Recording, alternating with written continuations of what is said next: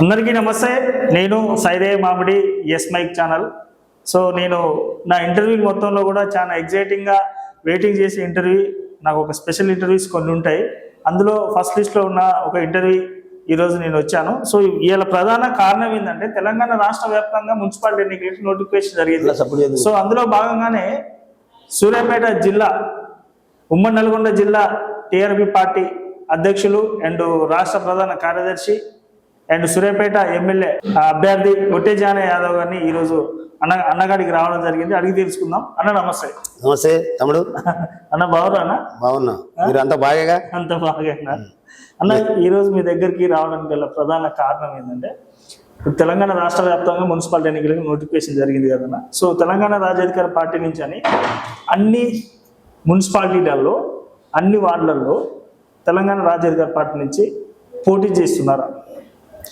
ఒక సూర్యాపేట కాదు, రాష్ట్ర వ్యాప్తంగా కూడా అన్ని మున్సిపాలిటీలు 116 మున్సిపాలిటీలు 7 కార్పొరేషన్లు తెలంగాణ రాజ్యాధికార పార్టీ కత్తెర గుర్తుతోని వాళ్ళ అధికారాన్ని కత్తిరించబోతా ఉంది.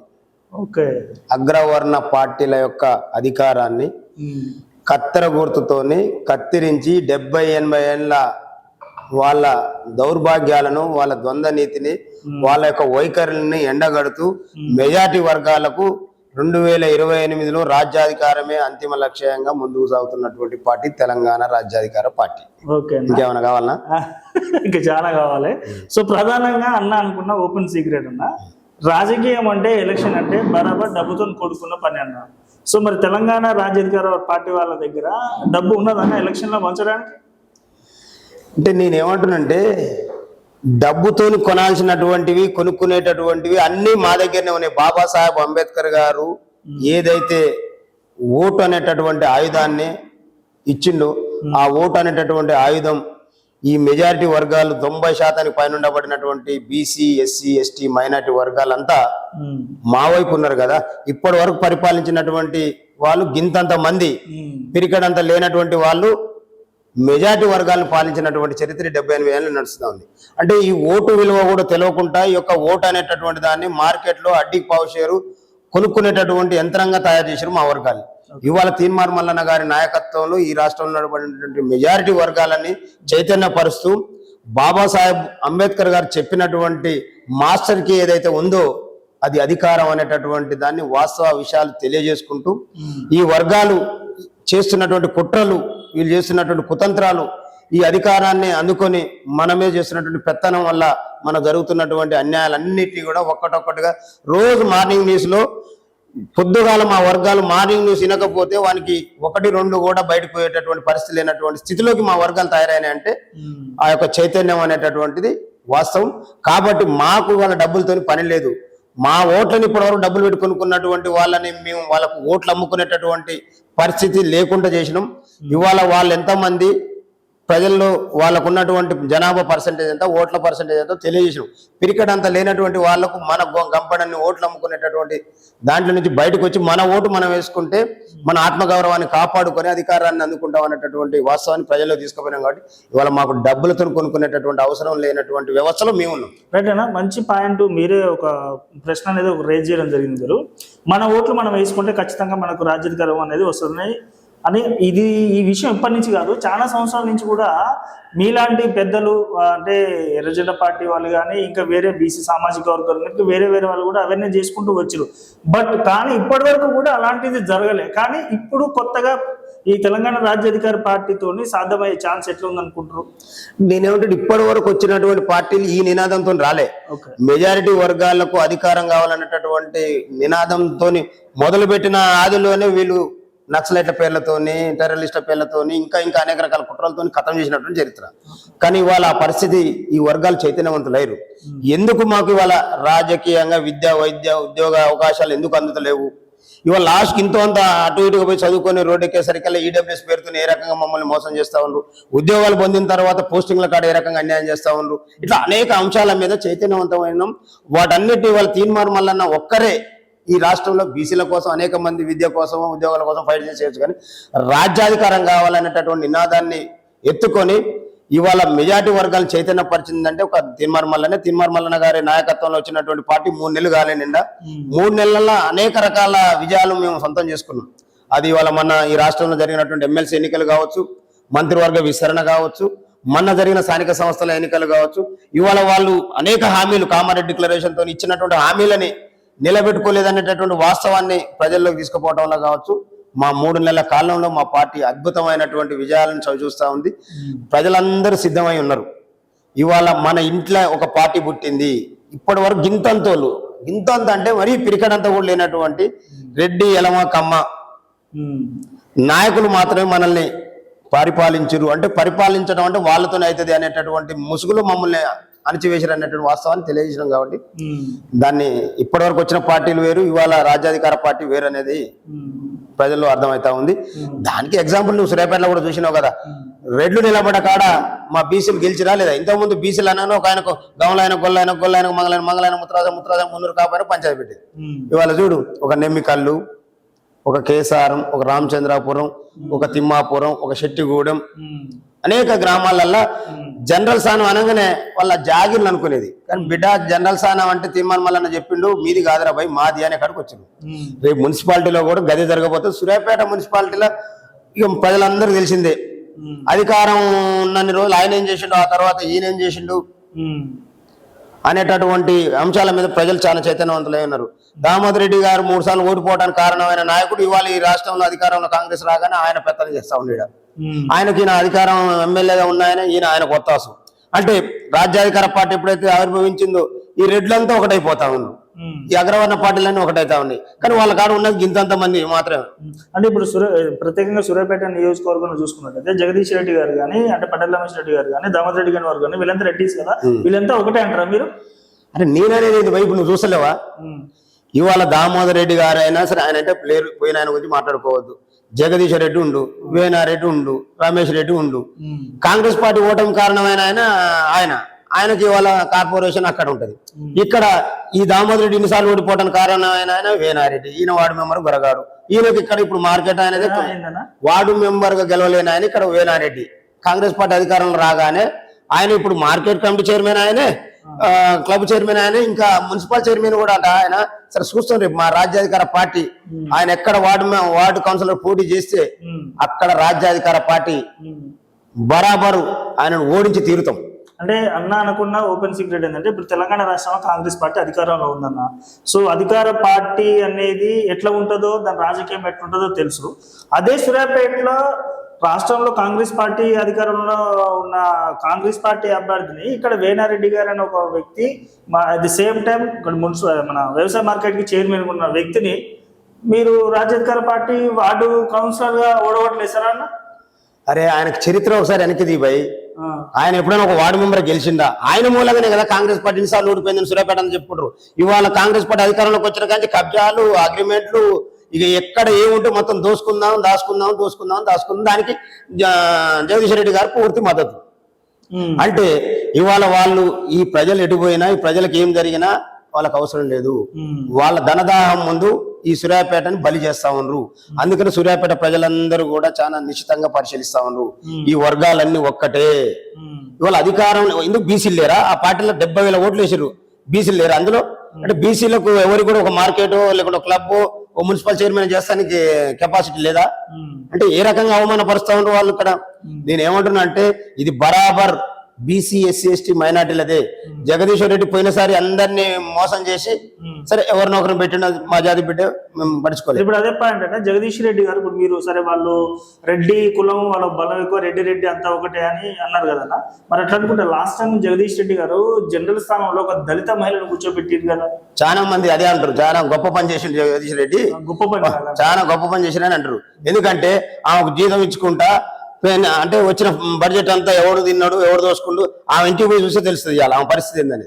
ఇవాళ ఈ రకమైనటువంటి పదవులు కాదు మాకు కావాల్సింది, మాకు ప్రజాస్వామ్యబద్ధమైనటువంటి పదవులు కావాలి. ఇవాళ 10 మందిని మోసం చేసి 10 మంది కాడ డబ్బులు తీసుకొని 10 మందిని మున్సిపల్ చైర్మన్ అని చెప్పి వాళ్ళు చైర్మన్ అయితే తన ధనదాహం తీరదనేటువంటి దుర్మార్గమైన ఆలోచనతోని ఇవాళ మా జాతి బిడ్డను పెట్టి అడ్డం పెట్టి ఆమెను చైర్మన్ గా పెట్టి మొత్తం దోపిడీ చేసినటువంటి వ్యవస్థ సూర్యాపేట ప్రజలందరికీ తెలుసు. ఇవాళ ఆయన గొప్ప పని చేసినా ఆయన చెప్పుకోవచ్చు, కానీ దాని వెనక ఎంత పెద్ద కుట్ర ఉందనేది అందరికీ తెలుసు. ఇవాళకి అక్కడ ఉన్నటువంటి మా బీసీ ఎస్సీ ఎస్టీ మైనార్టీ బిడ్డలందరూ కూడా ఆలోచించారు. ఇవాళ రమ్మని మరి అదే ఆటతో ముందుకు రమ్మను. ఇవాళ ఆయన ఏమని ఇక్కడ ఉంటే క్యాండిడేట్ డిక్లేర్ చేయమని అడుగుతారేమో అని ఇవాళ ఒక డ్రామా ప్లే చేసి పోయి హాస్పిటల్ బెడ్ మీద పండుకొని అందరిని పిలిపించుకొని జగదీష్ రెడ్డి ఇవాళ మున్సిపల్ ఎన్నికల్లో విడ్రాల్ అయిపోయేంత వరకు ఎందుకు రాకుండా ఉంటాడంటే వస్తే వీళ్ళు బలవంతం చేస్తారు. ఎవరు ప్రకటిస్తావు ప్రకటించును, ప్రకటిస్తే మేము పోటీ చేస్తామని చెప్తారు మన వాళ్ళంతా. కాబట్టి ప్రకటించకుండా ఉండటం కోసం హాస్పిటల్ పండుకొని సెలవులు పెట్టుకొని ఈయనని పిలిపించుకొని పరామర్శలు చేపించుకుంటున్నారు. అంటే భయం. ఇలా తెలంగాణ రాజ్యాధికార పార్టీ అనేది ఒకటి వచ్చింది ఈ రాష్ట్రంలో. ఇవాళ నేను చేస్తున్నటువంటి తప్పులు ఎండగడతా ఉంది, నేను చేసిన మోసాలను ఎండగడతా ఉంది. కాబట్టి ఇప్పుడు నేను పోయి క్యాండిడేట్ ని ప్రకటిస్తే మిగతా వాళ్ళందరూ ఎవరు పోటీలో ఉండరు, అంతా వెళ్ళిపోతారు, అంతా వాళ్ళ యొక్క రాజ్యాధికార పార్టీ వైపు చదువుకుంటారు అనేటటువంటి భయంతో ఆడుతున్నటువంటి నాటకం. అంటే ఇప్పుడు జగదీష్ రెడ్డి గారికి హెల్త్ బాగోలేక హాస్పిటల్ జాయిన్ కాలేదా? అడుగు సూర్యాపేట ప్రజలు ఏమనుకుంటున్నావు, నువ్వు ఇంటలేనంటున్నావు. ఓకే, ఇవాళ అంటే చైర్మన్ అభ్యర్థిని డిక్లేర్ చేయాల్సి వస్తుంది అనేటటువంటి దుర్మార్గమైనటువంటి ఆలోచనలో ఇవాళ జనరల్ స్థానం అయింది కదా, అక్కడే ఉండి డమ్మీలను పెట్టి ఇవాళ ఆ వర్గానికి సంబంధించినటువంటి కాంగ్రెస్ పార్టీకి సంబంధించినటువంటి ఆయన మిత్రుడు మన ఎన్నికల ఆయనకు సపోర్ట్ చేసిన దామోదర్ రెడ్డి గారిని మోసం చేసి దామోదర్ రెడ్డి గారు పైసలు పంచకుండా చేసి ఆయన గెలుపుకు సహకరించినటువంటి వేనారెడ్డిని సపోర్ట్ చేయడం కోసం చేస్తున్నటువంటి కుట్ర. ఇక్కడ మా వర్గాలకు ఏదో మేలు చేయడానికి కాదు. అంటే ఇప్పుడు జగదీష్ రెడ్డి గారు కాంగ్రెస్ పార్టీలో ఉన్న వేనారెడ్డి గారిని మున్సిపల్ చైర్మన్ గా చేయాలని జనరల్ డ్రామా ఆడుతున్నా. 100% కదా, వాస్తవం కాదా? నువ్వు చెప్పాలి, నువ్వు ఈ పౌరునివిగా. ఓకే, సో అన్న ఇప్పుడు లేదంటే చెప్పమని డిక్లేర్ చేయమని మా వర్గాన్ని బీసీ వర్గాలు వాళ్ళు మెజార్టీ ప్రజలు మేము కదా. నువ్వు ఇప్పటికే అనేక పదవులు అనుభవించరు, మా క్యాండిడేట్ ఎవరో ముందే చెప్పి ప్రకటించమను దమ్ముంటే. మేము ఎట్లాగో మేము చేసుకుంటాం, మేము మా బీసీ బిడ్డల్ని మా ఎస్సీ ఎస్టీ మైనార్టీ బిడ్డలే మేము చేసుకుంటాం, కానీ వాళ్ళ ఎవరు ప్రకటించమని చెప్పి అంటున్నా. ఎందుకంటే ఆల్రెడీ ఒక చోట వీళ్ళ క్యాండిడేట్ వాళ్ళ క్యాండిడేట్ కాంప్రమైజ్ అయ్యి మాట్లాడుకొని నేను వస్తున్నా కాబట్టి నువ్వు డ్రాప్ నువ్వు వస్తున్నా కాబట్టి ఏంది డ్రామా? ఇక్కడ కాంగ్రెస్ వేరు, బీజేపీ వేరు, బీఆర్ఎస్ వేరు కాదు. ఇవన్నీ కూడా అంతర్గతంగా ఒకరికొకరు భాగస్వామ్యంతో చేస్తున్నటువంటి కుట్రలు ఈ మున్సిపాలిటీని కైవసం చేసుకునే దాంట్లో. కానీ వీళ్ళని ఇప్పటి వరకు ప్రత్యామ్నాయం లేదు కాబట్టి వాళ్ళ ఆటలు సాగినాయి. ఇవాళ రాజ్యాధికార పార్టీ ఇక్కడ కూర్చేసుకొని కూర్చుంది. వీళ్ళు చేసేటటువంటి దుర్మార్గాలను ఎప్పటికప్పుడు ఎండగడతా ఉంది, వీళ్ళు చేసేటటువంటి కుట్రలను ఎండగడతా ఉంది. గతంలో మేము లేకపోబట్టి అన్ని ఒకే పార్టీ ఒకే వర్గాలు అంటే గింతంత ఉన్నటువంటి వీళ్ళు అల్ల ఉన్నోళ్ళు ఇళ్ళ ఉన్నోళ్ళు అందరూ కొల్లుడై చేసినటువంటి కుట్రలు ఎవరు ఒకరిని కూడా కనీసం విమర్శ కూడా చేసుకోకుండా ఇవాళ మేమెందుకు కూర్చుంటాం? మా వర్గాలకు ఆత్మగౌరవం కోసం మేము ఇలా ప్రత్యక్ష రాజకీయాలకు వచ్చినాం, మా వాటా కోసం మేము వచ్చినాం. మేము ఎవరి వాటా వాళ్ళకి ఇచ్చి మా వాటా మేము తీసుకుందామని వచ్చినాం. కాబట్టి ఖచ్చితంగా ఎండగడతాం. వీళ్ళ ఆటలు ఇక సూర్యాపేటలో సాగవు, వీళ్ళ దుకాణం చదువుకోవాల్సిందే. ఇవాళ జనరల్ స్థానాల్లో సర్పంచ్లో పోటీ చేయడానికి ఎట్లా భయపడైతే వెళ్ళిపోయారో, రేపు సూర్యాపేట నియోజకవర్గమే కాదు ఉమ్మడి నల్గొండ జిల్లాలో జనరల్ స్థానాల్లో ఎమ్మెల్యేలుగా పోటీ చేయాలంటే గింతంత పిరికడంత ఉన్నోళ్ళు పారిపోయేటటువంటి పరిస్థితి రాబోతా ఉంది. మా ప్రజలు ఆ వైపుగా చైతన్యమై ముందుకు నడుస్తా ఉన్నారు. చూస్తున్న రోజు మా ఆఫీస్ దగ్గర మా కోలాహలం అంతా కూడా. సో అన్న తెలంగాణ రాజ్యాధికార పార్టీలో సరే మీరు ఇప్పుడు ఎస్సీ ఎస్టీ బీసీ మైనార్టీలకు మనకు రాజ్యాధికారం కావాలని చెప్పేసి మీరు పోరాటం చేస్తున్నారు కదా, మరి ఇప్పుడు అంటే మీ పోరాటం అంటే రెడ్డిస్ వైసెస్కి మరి మీ తెలంగాణ రాజ్యాధికార పార్టీలో ఏమైనా స్థానం ఉంటుందా? ఎందుకు ఉండదు? ఎవరెంతో మా గీతం ఉంటుంది చూడు, మా బీసీ గీతం, ఎవరెంతో వాళ్ళకంతా మా నినాదమే గది. కాబట్టి ఇప్పటి వరకు వాళ్ళు మా వాటా కూడా గుంజుకున్నారు. వాళ్ళు అందులో కూడా కొంతమంది కదా అగ్రవర్ణాల్లో అందరూ అనుభవించలే కదా అధికారాన్ని, అందుకున్న వాళ్ళే పక్కనున్న కూడా లేకుండా ఇవాళ దోపిడీ చేస్తా ఉండు. అందులో ఉన్నటువంటి పేద వర్గాలంతా మాతోనే ఉన్నాయి. ఇవాళ మీరు వస్తేనే మాకు న్యాయం జరుగుతుంది అనేటటువంటి ఆకాంక్షతో వాళ్ళందరూ మాకు మద్దతు పలుకుతా ఉన్నారు. ఇవాళ ఈడబ్ల్యూఎస్ రిజర్వేషన్ ఎవరికి పోతుంది? ఇవాళ ఎవరైతే ఉన్నారో అగ్రవర్ణాల అధికారాన్ని అడ్డం పెట్టుకుని దోపిడీ చేసినటువంటి వాళ్ళ కుటుంబాలకే పోతుంది కదా. పేదోళ్ళు పేదలుగానే మిగిలిపోయారు, ఉన్నోడు ఇంకింత ఉన్నతమైనటువంటి స్థితికి వెళ్తా ఉన్నాడు. అంటే మేము వస్తే కానీ ఎవరి వాటా వాళ్ళకి పంచుతారు, మాకు న్యాయం జరుగుతుంది అనేటటువంటి ఆకాంక్షతో వయసులకు ఎంత న్యాయం జరుగుతుందో చూస్తున్నాం.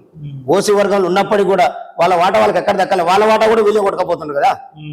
కాబట్టి అలాంటి వాళ్ళకి ఎవరికి మాతో శత్రుత్వం లేదు, మాకు వాళ్ళతో శత్రుత్వం లేదు. మేము కలుసుకొని పోతాను సిద్ధంగా ఉన్నాం. ఓకేనా? లాస్ట్ అండ్ ఫైనల్ గా ఈ యొక్క మున్సిపాలిటీ ఎన్నికల్లో రాజ్యాధికార పార్టీ కూడా మీరు పార్టిసిపేట్ చేసి మంచి విజయ అవకాశాలు పొందాలని మనస్ఫూర్తిగా కోరుకుంటున్నా. నేను సూర్యాపేట మున్సిపాలిటీ పరిధిలో ఉన్నటువంటి మా ఎస్సీ ఎస్టీ బీసీ ప్రజలందరూ కూడా విజ్ఞప్తి చేసి చెప్తా ఉన్నాం, ఇది ఎవరి కోసమో కాదు, తెలంగాణ రాజ్యాధికార పార్టీ మెజారిటీ వర్గాలైనటువంటి బీసీ ఎస్సీ ఎస్టీ మైనారిటీ వర్గాల కోసం ఆవిర్భవించినటువంటి పార్టీ. బీసీలు అనగానే ఏదో యాదవులు కుమ్మరోలు గమ్మరోలు గౌడు మున్నూరు కాపులు కాదు. వెనుకబడినటువంటి తరగతులు అంటే ఎస్సీలు ఎస్టీలు ఇందులో ఉండబడినటువంటి అన్ని వర్గాలను కలుపుకొని బాబాసాహెబ్ అంబేద్కర్ గారు బ్యాక్వర్డ్ క్లాసెస్ గా పెట్టినటువంటి ఈ బీసీలంతా ఐక్యమై అధికారాన్ని అందుకోవాలన్న ఆకాంక్షతోనే ముందుకు వచ్చిన పార్టీ. దయచేసి ఇక్కడ ఉండబడినటువంటి మెజారిటీ వర్గాలైనటువంటి బీసీ ఎస్సీ ఎస్టీ మైనారిటీ సోదరులారా, కత్తెర గుర్తుతోని ఇవాళ మీ ముందుకు వస్తున్నటువంటి మున్సిపల్ ఎన్నికల్లో మన ఇంటి అభ్యర్థులని మరి మీరు ఆశీర్వదించాల్సిందిగా. అగ్రవర్ణాల పార్టీలు అయినటువంటి కాంగ్రెస్ బీజేపీ బీఆర్ఎస్లు మనవి కావు. ఎంతసేపటికి అవి అగ్రవర్ణాల కంట్రోల్లో ఉండేటటువంటి పార్టీలు, ఆ పార్టీ నుంచి పోటీ చేసేటటువంటి అభ్యర్థులు కూడా మన అభ్యర్థులు గారు. ఓన్లీ రాజ్యాధికార పార్టీ నుంచి పోటీ చేసేటటువంటి అభ్యర్థులు మాత్రమే ఈ రాష్ట్రంలో ఆత్మగౌరవం కోసం బీసీలకు రాజ్యాధికారం కోసం పోరాటం చేసేటటువంటి బిడ్డలు. కాబట్టి మరి ఇక్కడ విజ్ఞానులైనటువంటి విద్యావంతులైనటువంటి నిరుద్యోగులు మేధావులు కార్మికులు కర్షకులు అన్ని వర్గాల వారు మరి మన కత్తెర గుర్తును ఆదరించి మన బిడ్డల్ని మున్సిపాలిటీలో ఎక్కువ మొత్తంలో గెలిపించుకొని మరి మున్సిపల్ చైర్మన్ గా మనం విజయం సాధించినప్పుడు మాత్రమే మన వర్గాలకు మేలు జరుగుతుంది తప్ప ఈ అగ్రవర్ణాల్లో ఉండేటటువంటి అగ్రవర్ణాల పార్టీల ద్వారా వచ్చేటటువంటి నాయకులకు ఓట్లేసే మరి అక్కడ పోయి ఆ బందర్ దొడ్లు బందీలుగా మాత్రమే ఉంటారు. కాబట్టి దయచేసి మేధావులు చైతన్యవంతులైనటువంటి సూర్యాపేట మున్సిపల్ ప్రజలారా మీ అందరూ కూడా విజ్ఞప్తి చేస్తా ఉన్నాం, కత్తెర గుర్తుకు ఓటేసి వాళ్ళ అధికారాన్ని కత్తిరించి మనం అధికారం అందుకునే దిశగా మీరందరూ కూడా మరి ఆదరించాలని మరొకసారి విజ్ఞప్తి చేస్తా ఉన్నాం. అన్న ఒక లాస్ట్ అండ్ ఫైనల్ గా ఇప్పుడు వాళ్ళ పార్టీ అంటే బీఆర్ఎస్ కాంగ్రెస్ బీజేపీ ఇతర పార్టీల నుంచి వాళ్ళ నుంచి కూడా అక్కడ కూడా ఎస్సీ ఎస్టీ బీసీ మైనార్టీలకు టికెట్లు ఇస్తున్నారు కదన్న, మరి వాళ్ళు బీసీ బిడ్డలు కాదంటారా? నేనేమంటున్నానంటే ఇప్పటి వరకు మన కాడ అవకాశం లేదు కాబట్టి అక్కడికి పోయి తెచ్చుకున్నాం. ఇవాళ అక్కడి నుంచి గెలిచేటటువంటి పోటీ చేసేటటువంటి బిడ్డలు కూడా ఏం చేస్తారు, పోయి వేనారెడ్డి గారి దగ్గర చేతులు కట్టుకొని కూర్చోవాలి. ఇక్కడి నుంచి గెలిచేట ఆయన పోయి ఈ గడిలో కూర్చొని చేతులు కట్టుకొని కూర్చోవాలి. వాళ్ళు ఏం చెప్తే తలకాయ ఊపాల్సిందే తప్పితే వీళ్ళు స్వతహాగా ఈ మున్సిపాలిటీ మీద ఏ రకమైనటువంటి అభివృద్ధి చేసేటటువంటి పరిస్థితి ఉండదు. అంటే తెలంగాణ రాజ్యాధికార పార్టీలో అస్వేచ్ఛ ఉంటుందన్న గెలిచిన వాళ్ళకే, అంటే ఇంట్లో మొత్తం మనమే కదా, ఎవరెంతో వాళ్ళకంతా. ఇవాళ 48 వార్డులలో మా దళిత సోదరులకు మా గిరిజన సోదరులకు రిజర్వేషన్ కేటాయించిన పోగా జనరల్ స్థానాల్లో కూడా మా ఎస్సీ ఎస్టీలు పెట్టుకొని ఎవరెంతో వాళ్ళకంత వాటాతోని మనం ఇవాళ అధికారాన్ని పంచుకోపోతా ఉన్నాం. కాబట్టి ఇంతకంటే స్వేచ్ఛ ఎక్కడ ఉండదు. ఇది మన ఇంటి పార్టీ. అవి మనకు ఇల్లు లేక కిరాయికి ఇప్పటి వరకు అక్కడ ఉన్నాం. అక్కడ వాళ్ళ బీఫామ్ మీద గెలిచిన వాళ్ళు చెప్పినట్టు వినాలి. ఇక్కడ బీఫామ్ మనది కదా, మనం తయారు చేసుకున్న బీఫామ్. కాబట్టి ఈ బీఫామ్తో గెలిచిన వాళ్ళు మాత్రమే ఈ రాష్ట్రంలో మెజార్టీ వర్గాలకు అభివృద్ధి ధ్యేయంగా ముందుకు పోతారనేటటువంటి వాస్తవాన్ని మరొకసారి మీ మీడియా ద్వారా గుర్తు చేస్తాం ఈ సమాజానికి. ఓకేనా, థ్యాంక్ యూ. యాక్చువల్లీ నేను చాలా ఇంటర్వ్యూ ఉండే, నేను మున్సిపల్ ఎన్నికల సందర్భంగా మీ వాయిస్ తీసుకున్న ఉద్దేశంతో వచ్చిన, నాకు అని చాలా పెద్ద సమాచారం ఇచ్చారన్న. థ్యాంక్ యూ సో మచ్ అండి. ఆల్ ద బెస్ట్ అన్న. థ్యాంక్ యూ తమ్ముడు, ధన్యవాదాలు. మరి నువ్వు కూడా మర్చిపోయి అక్కడక్కడ తిరుగుతున్నావు అగ్రవర్ణాలతో కాబట్టి మర్చిపోయి మన గుర్తు ఇప్పుడు కత్తెర గుర్తు. మరి ఎక్కడ పోయినా ఏడున్నా మనకు కత్తెర గుర్తు వచ్చింది, వాళ్ళ అధికారాన్ని కత్తిరించడానికి వచ్చింది. కాబట్టి వాళ్ళ అధికారం కత్తిరించాలంటే మనం కత్తెర కోటేయాలనేటటువంటి నినాదాన్ని మీరు ప్రచారం చేయాల్సినటువంటి అవసరం ఉంది. ఓకేనా, నేను ఏ పార్టీలో తిరగట్లేదు, నేను ఇంకే డిసిజన్ తీసుకోలే. ఏ అగ్రవర్ణ వాళ్ళ కాడికి కూడా నేను ఇంకో అంత తలంచే వ్యక్తిని అయితే సైదే మామిడి కాదు, మీకు తెలుసు. నాకు అందుకనే చెప్తున్నా, నీకు ఆ భావజాలం ఇన్ని రోజులు మనకు గుర్తు లేదు కాబట్టి నేను ఉన్నావు కాబట్టి ఇప్పుడు గుర్తు వచ్చింది కాబట్టి ఇప్పుడు చెప్పొచ్చు అని చెప్తున్నా. Okay right.